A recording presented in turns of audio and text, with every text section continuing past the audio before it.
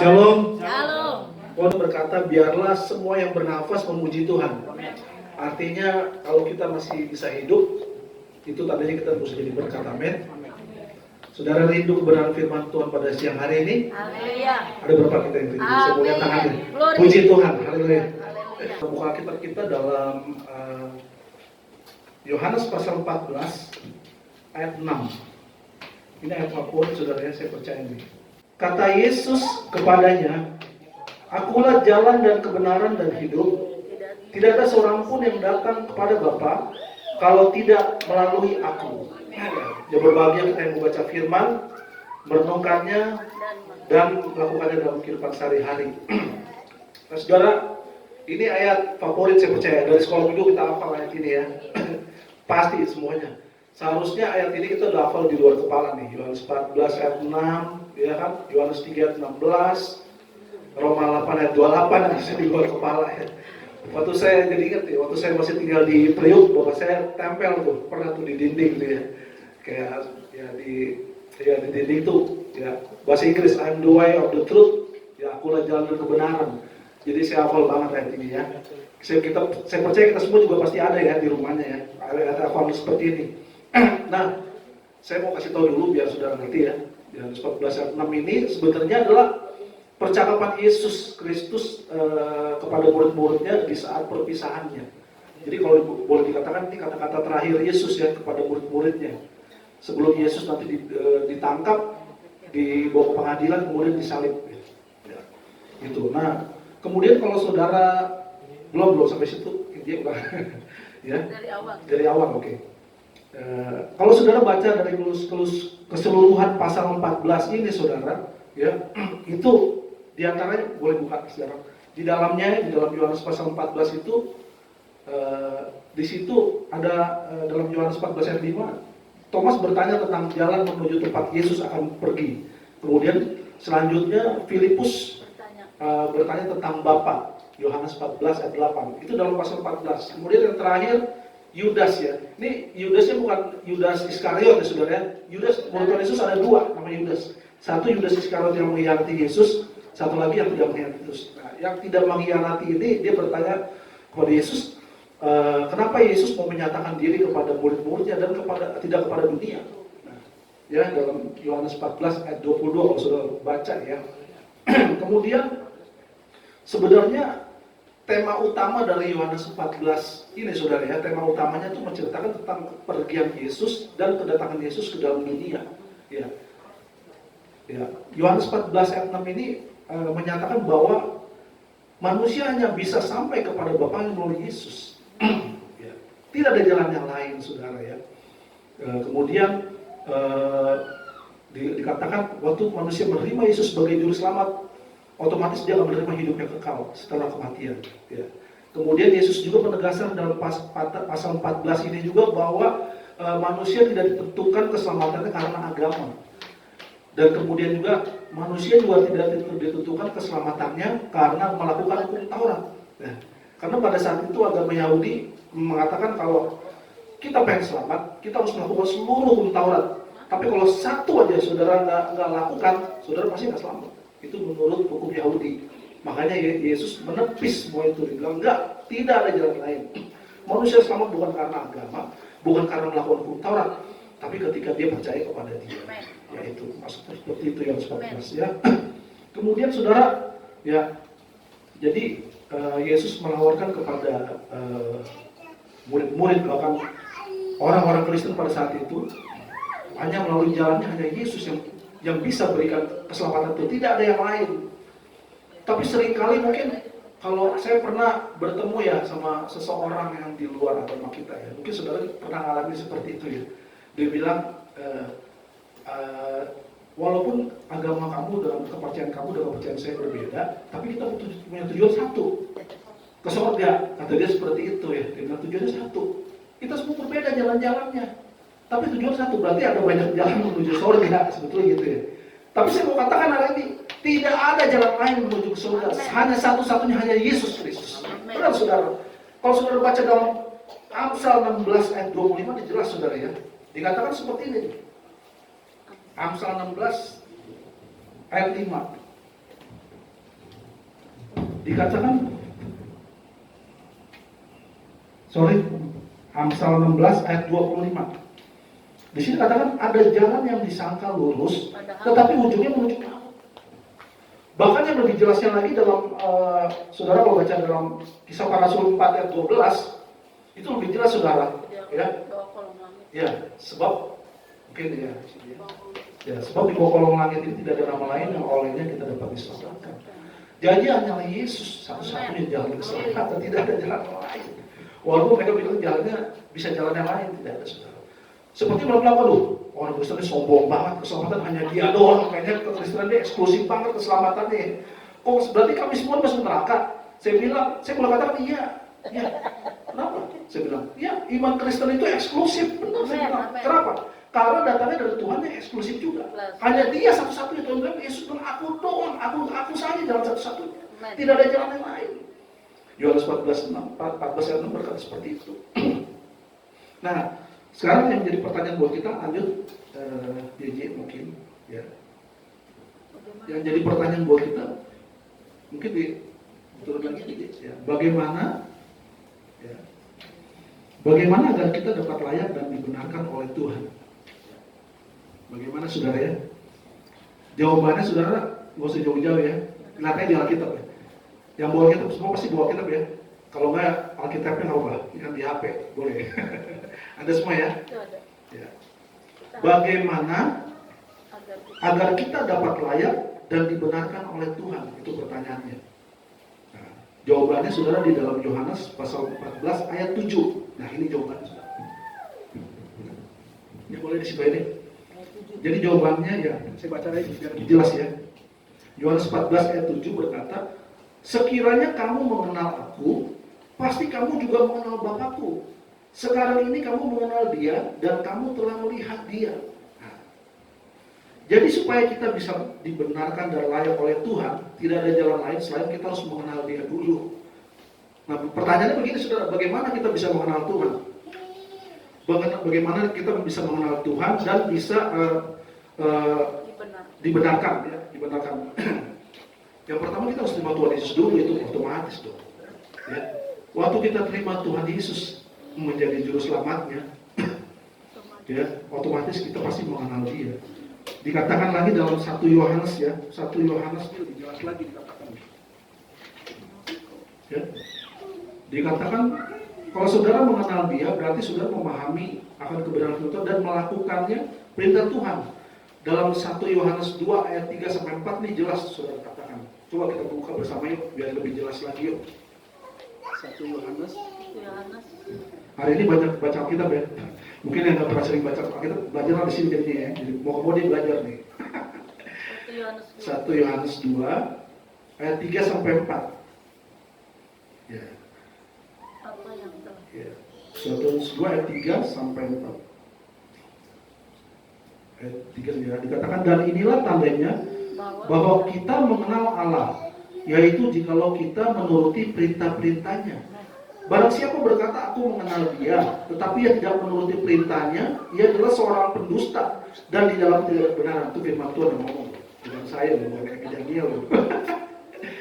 Jadi dibilang saya mengenal Yesus, tapi kalau kita nggak melakukan perintahnya, dia adalah pendusta loh, firman Tuhan. Jelas saudara. Nah, kata mengenal saudara, saya pelajari dari kitab bahasa aslinya tuh lebih jelas banget artinya.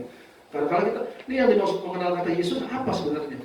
Tapi bahasa aslinya dalam bahasa Yunani itu jelas dikatakan ginosko, mengenal. Apa artinya ginosko? Ginosko itu artinya begini, bukan cuma sekedar Tuhan kenal kita, tapi sebenarnya Tuhan mau hidup kita dinikmati oleh Tuhan. Seperti itu artinya, kira-kira. Hidup kita harus bisa dinikmati oleh Tuhan. Kalau diartikan secara sehari-hari itu seperti hubungan suami istri, bayangkan.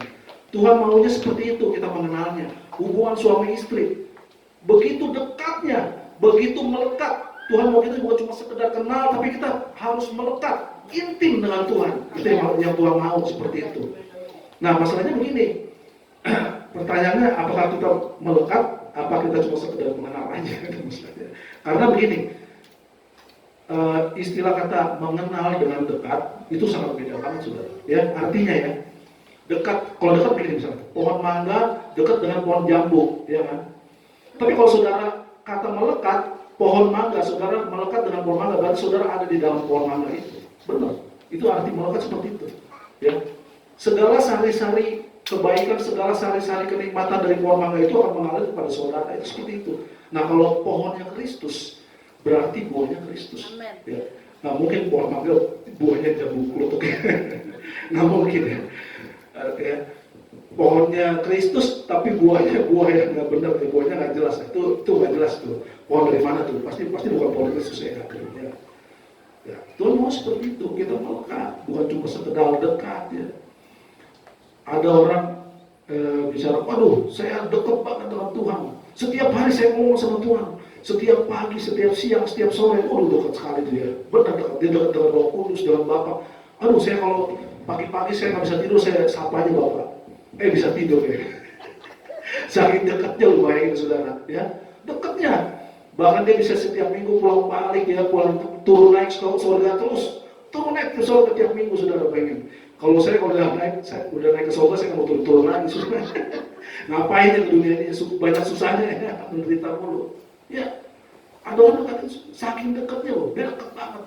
Setiap minggu dia bisa pulang balik ke surga, ya. Bahkan dia bisa punya nomor WA-nya Tuhan Yesus, bayangin loh, saking dekatnya. Ya. Dekat banget, saudara, dekat sekali. Tetapi waduh, kalau di gereja, waduh, luar biasa rohaninya. Kita bisa lihat ya, baju putih-putih, semua udah kayak malaikat Paskah semua. Terang benderang, waduh, puji. Kalau dia lagi nyanyi, waduh, puji Tuhan. Ku naikkan syukurku, sambil berapa buat hari yang kau beri, waduh, sungguh-sungguh banget. Tapi ketika dia pulang, berantem dari istrinya, waduh, dia bisa tempelin istrinya, sampai keputar-putar istrinya. Dengan tangan yang sama loh, menyembah lagi. Dengan tangan yang menyembah ini bisa tempelin juga istri. Memang nggak jauh, saudara, ya. Menyembah dengan tempelin istri nggak jauh, saudara, ya. Seperti itu. Nah, itu kalau saudara mengenal, saudara cuma dekat, tapi saudara nggak melekat. Tuhan maunya kita dekat. Amin. Ya. Tuhan mau kita dekat. Amin. Ya. Bukan cuma sekedar dekat. Ada opa-oma ya, saya cerita sedikit biar nggak ngantuk nih. Ada opa-oma lagi jalan-jalan ke mall ya, lagi jalan-jalan ke mall, waduh, dia mesra sekali ke mall ya. Istilah ibaratnya kayak di sini mall Ayon ya. Ada opa-oma jalan mesra banget ya, jalan mesra banget. Tiba-tiba satu kali opa ini ketemu temannya. Wah, temannya langsung sapa tuh opa, aduh opa luar biasa ya, sudah setua gini masih mesra ya. Pegang oma erat-erat, kemana oma, aduh pegang terus ya, besar banget opa ya. Udah tua segini masih bagaimana ya, aduh romantis banget opa. Ini opa ini bukannya dia ketawa, dia malah cemberut, saudara. Waduh, bingung, bisa cemberut kan, bilang. Kamu tahu nggak? Saya ini pegang erat ini bukan berarti saya mesra sama istri saya. Saya pegang erat ini supaya dia jangan lepas. Oh, kenapa? Soalnya kalau dia lepas sedikit, dia belanja terus. Makanya saya pegang erat terus tangannya. Ini kebenaran yang palsu. Tuhan mau kita benar-benar melakukan saudara, ya, bukan cuma kelihatan dekat. Ya. Kita mesti sungguh-sungguh, saudara. Tuhan nggak mau main-main, ya, banyak seperti itu, saudara ya. Nah, makanya, ya, orang Kristen itu harus jadi berkat, saudara, jadi panutan, khususnya di seluruh dunia saya bilang. Orang Kristen jadi panutan, jadi berkat, khususnya di Indonesia ini, ya saudara. Saudara harus jadi terang, karena ya LGBOR, Allah pemenang. Ya, dia khususnya dimulai dari LGBOR ini, saudara. Ya. Saudara harus jadi berkat, jadi terang dulu, saudara. Bagaimana dunia lain, dunia mau lihat saudara, kalau saudara juga nggak jadi berkat, saudara. Ya, akhir-akhir ini Indonesia perlu seperti itu, orang-orang yang benar. Ya. Banyak orang-orang yang disangka menurut dunia itu benar bagi dunia atau bagi Tuhan enggak, belum tentu kebenaran sama. Makanya Indonesia perlu Yesus, saudara. Tidak ada kata lain, dimulai dari kita yang mengenal kebenaran itu. Kalau saya melihat, saya banyak nonton di YouTube ya, mungkin kita saudara sudah dengar juga kabar-kabarnya ya. Begitu banyak lembaga gereja, petinggi gereja yang luar biasa, dia punya jabatan tinggi. Tapi akhir-akhir ini mereka cuek, masa bodoh. Ya, seharusnya mereka mengayomi warga gereja, membela sesuatu yang harusnya nggak benar terus dibela sebenarnya. Banyak lah, saya nggak perlu sebutin. Memang nggak semua petinggi lembaga gereja, tapi ada beberapa orang harus. Dia nggak mau bela yang seharusnya dibela. Ya, banyak hamba betul yang benar-benar diperlakukan adil. Tapi mereka nggak kasih doa, mereka cuek. Mereka malah memilih, ya, mereka malah lebih memilih berbicara tentang uang, jabatan, ya, posisi, betapa ngerinya sudah. Bahkan mereka masuk pada jajaran yang lebih tinggi lagi. Mereka coba masuk ke partai politik supaya mereka terkenal. Ujung-ujungnya, ya seperti itu saudara sudah tahu. Ujung-ujungnya duit. Betapa mengerikannya. Oleh sebab itu kita yang masih hidup sesuai kebenaran itu, mari kita nyatakan buat Indonesia butuh kebenaran, dan kebenaran itu hanya ada dalam Yesus Kristus, sang kebenaran sejati. Amin. Ya, oleh sebab itu saudara, siang hari ini, ya, biarlah kita menjadi orang yang benar-benar layak di hadapan Tuhan, bukan cuma sekedar mengenal, tapi kita benar dekat Tuhan kenal kita. Itu yang pertama, saudara. Kemudian yang kedua, saudara.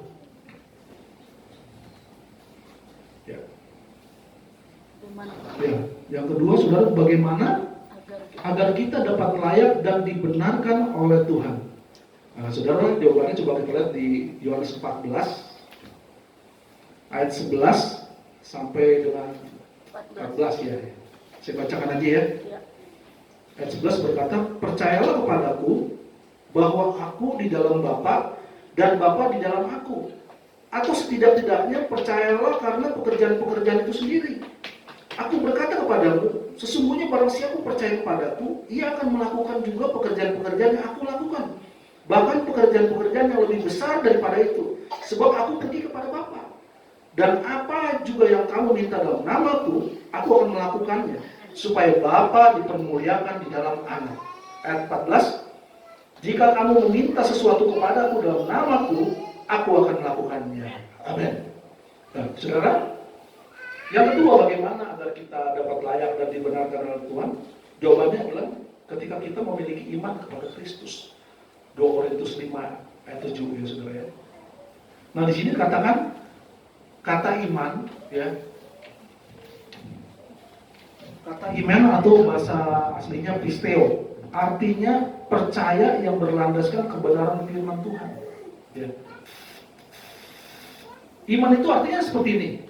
Ya. Iman itu berarti percaya meski belum melihat, ya. Apakah kita tetap percaya kepada Tuhan walaupun kita belum melihat, atau kita mau iman seperti Thomas yang lihat dulu bukti baru kita percaya? Nah, jawabannya ada di hati kita masing-masing, saudara ya. Ya. Tapi nih dalam Yohanes 20 ayat 29 lebih indah lagi firman Tuhan katakan, berbahagialah mereka yang tidak melihat namun percaya. Tuhan maunya seperti itu. Kita nggak melihat tapi kita percaya bahwa Tuhan pasti sanggup melakukan segala sesuatu. Contohnya apa di perjanjian lama? Nuh, saudara ya. Nuh orang yang taat sama Tuhan. Waktu dia disuruh buat bahtera buat Tuhan, ya. Dia belum melihat air baknya loh, ya. Tapi dia percaya. Ada konsekuensinya nggak? Ada, saudara.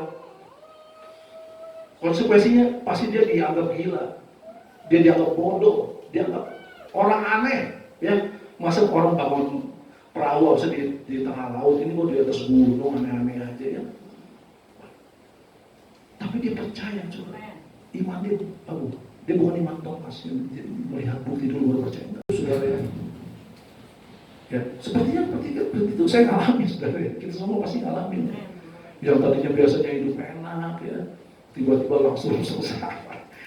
Tapi percayalah, kalau kita tetap bersama Yesus, pada ending-endingnya pasti kata orang, ending-endingnya pasti happy, ending-endingnya pasti kita berbahagia dengan Tuhan.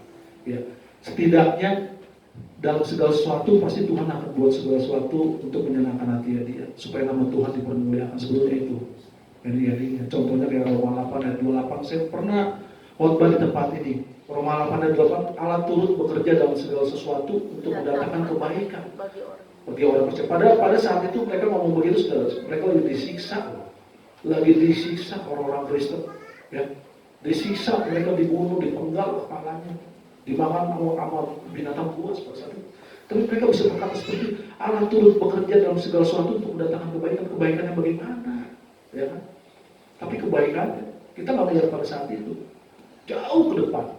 Kebaikannya kalau hari ini kita masih bisa beribadah itu kebaikan.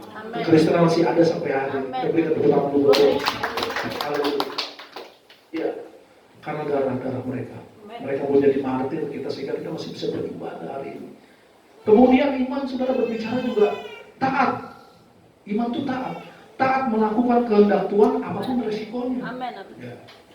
Banyak orang melakukan kehendak Tuhan apapun resikonya. Contohnya Abraham saudara. Ya.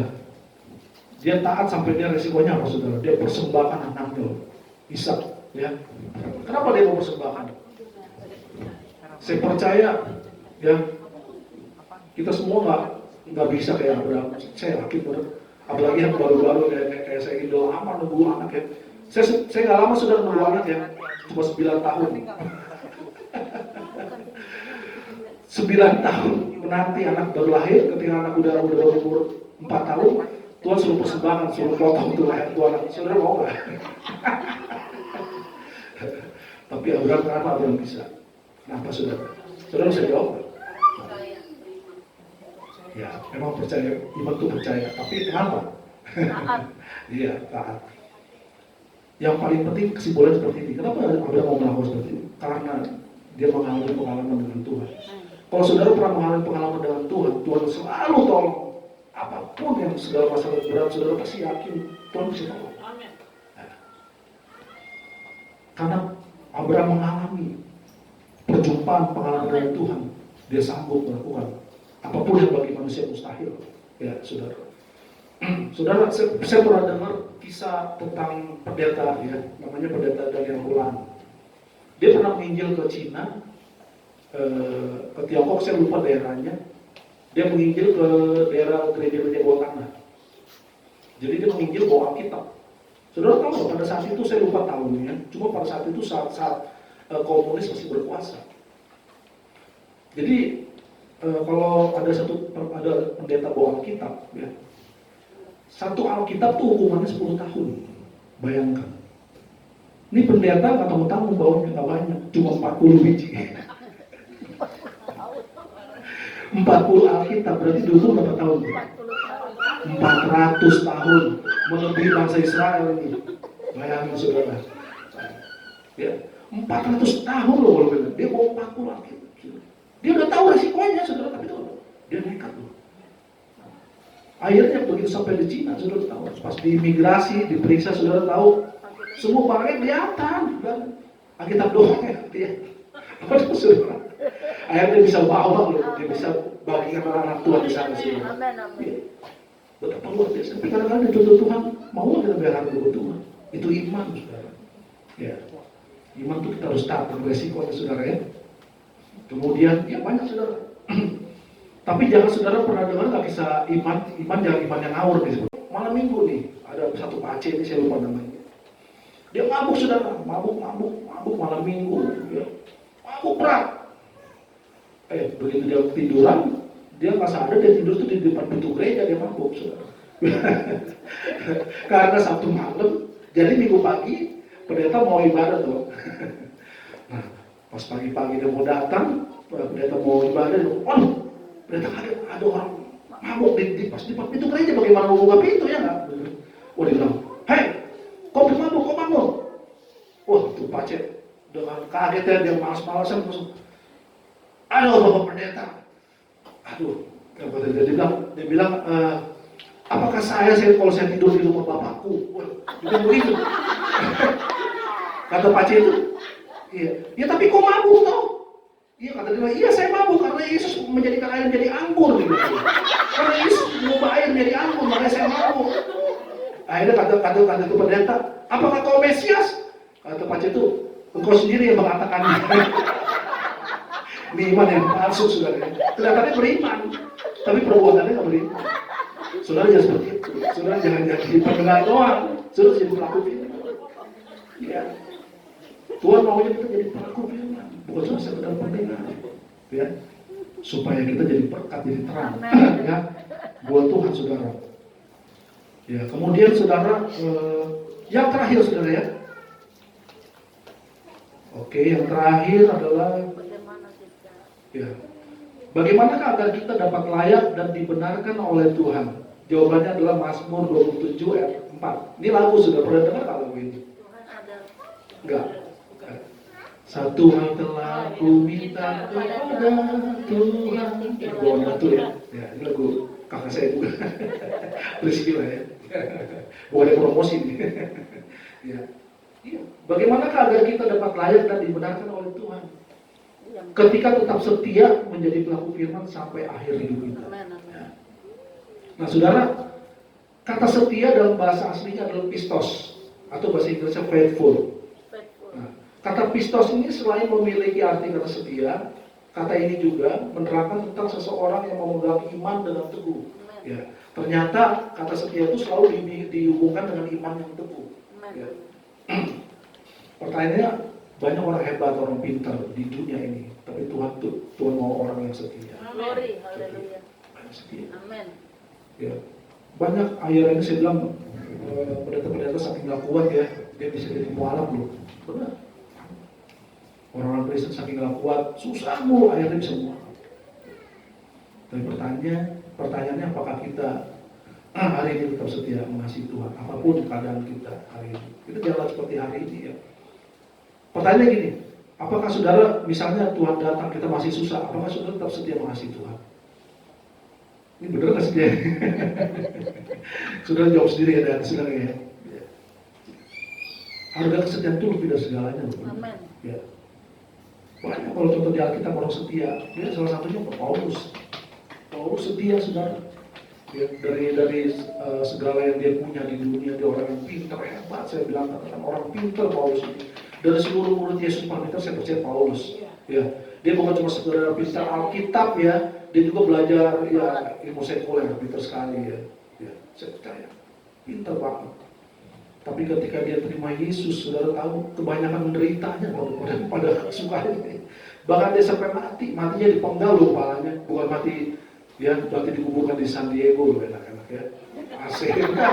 Matinya dipenggal kepalanya, saudara tahu nggak? Iya, iya.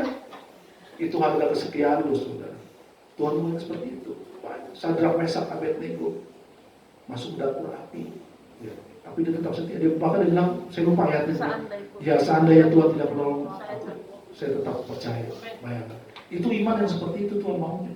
Jangan iman seperti Thomas. Saudara udah sudah puluhan tahun jadi Kristen, iman masih kayak Thomas terus. Bagaimana? Saudara harus jadi berkat, jadi terang. Indonesia perlu seperti itu hari-hari ini. Orang yang benar-benar percaya, orang yang benar-benar mengenal Tuhan. Ya, ya, benar.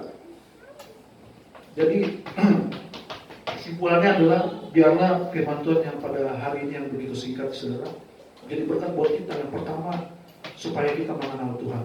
Mengenal bukan cuma sekedar mengenal, tapi kita melekat dengan Tuhan. Itu yang Tuhan mau. Kita punya hubungan intim dengan Tuhan. Ya. Kemudian yang kedua, supaya kita memiliki iman. Ya. Firman Tuhan berkata orang benar akan hidup oleh iman. Ya. Tanpa iman sia-sia. Kita tidak akan dibenarkan oleh Tuhan. Ya. Kemudian yang terakhir, setia. Biar kita hebat. Pertamanya kita bisa rajin ibadah, setia. Dan pada akhirnya kita meninggalkan Tuhan, buat apa? Nggak ada gunanya saudara. Tuhan pilih. Tuhan mau kita setia sampai akhir hidup kita, sehingga kita mendapat mahkota kehidupan. Saya pernah dengar lagu Pantai Kosta Lama. Saya suka sekali. Saya masih sekolah minggu. Mungkin sudah pasti tahu lagu ini, ya. Yang orang GPD lama pasti tahu. Setialah sampai mati, seperti Tuhan Yesus. Setialah sampai mati. Apakah balasanmu untuk kasih setianya? Setialah sampai mati. Maju saja, Tuhan selalu serta. Nanti satu kali salib digantikan mahkota. Bagaimana sudah dapat mahkota kalau sudah mau pikul salib? Yang ada sudah dapat mahkota berduri semua. Kalau sudah mau pikul salib, kita harus pikul salib sudah. Yesus saja pikul salib, masih kita mau pikul salib sudah.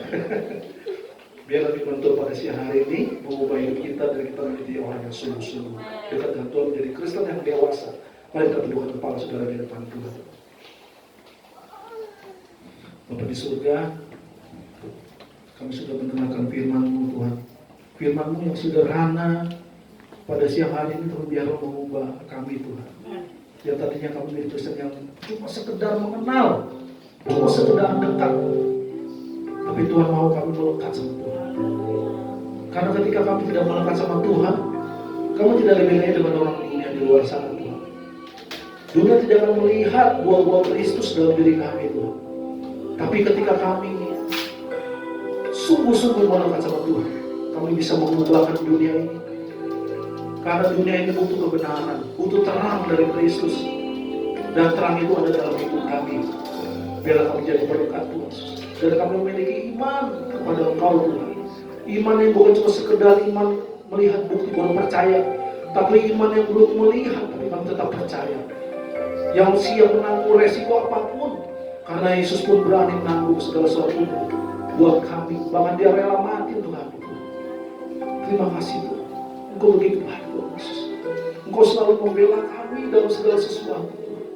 Terima kasih Tuhan, Engkau bela kami dalam segala masalah kami yang begitu berat apapun Tuhan. Engkau selalu memberikan kami jalan keluar. Terima kasih Tuhan. Terima kasih Bapak. Mari kita guna firman Tuhan yang sederhana. Biarlah dia mengubah kita pada siang hari ini. Dia menjamah setiap kami. Tuhan apa gak bisa menjamah satu persatu, cuma Tuhan. Biar Roh Kudus menjamah setiap kami dari depan sampai ke belakang. Supaya mereka yang mendengar firman-Mu pada siang hari ini, firman-Mu ini boleh tertanam dalam diri dan berbuah. Makasih Tuhan. Terima kasih. Mari kita lihat. Allah yang bela, siapa lawan Dia? Lebih dari